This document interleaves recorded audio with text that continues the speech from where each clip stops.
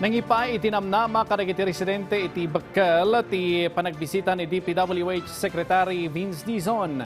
Gapo iti panangipasigurado na iti dagos a panakatarimaan ti nadadala kalsada. Ada report ni Jezreel Kate Lapizar. Saan laeng adagiti motorista ti Bakal ti apektado iti pan nakarga ay iti Benguet Nueva Vizcaya Road iti paset ti Bakal la Trinidad. Dakkel apukaw daytoy para kadagiti negosyante apada ni Manang Victoria.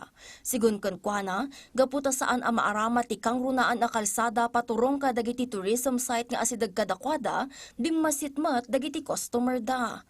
Maragsakan met daytoy a binisita ni DPWH Secretary Vince Dizon ti lugar. Iba na rin po yung may makikita ni Sir Dizon, ni Sir Vince Dizon yung lagay ng aming kalsada, makakatulong para ma-fast track yung paggawa.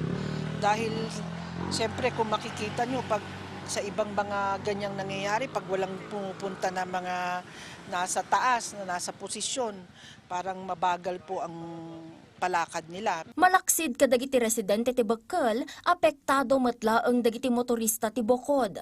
Kabayan kan dagiti manipod ti Nueva Vizcaya a dumaldalyasat iti kalsada. At least nabibisita tayo dito sa lugar natin. So malaking pasalamat natin. At least makikita nila yung situation natin.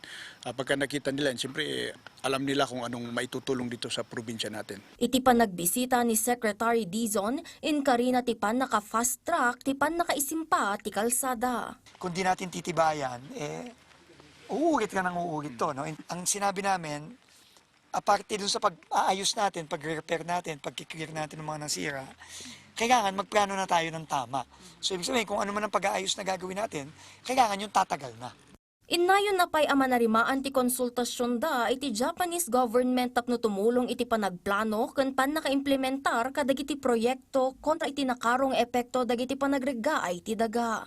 Iti datos ti DPWH, dumano nan iti nasurok 3 billion pesos ti danyos kadagiti kalsada ti rehiyon. Pinapunta ako ng Pangulo natin para talagang masigurado na kung anong kailangan ng Cordillera, gagawin natin. The President is assuring all the people of the Cordillera region that will be provided. Jezreel Kate Lapizar para iti Pagilian.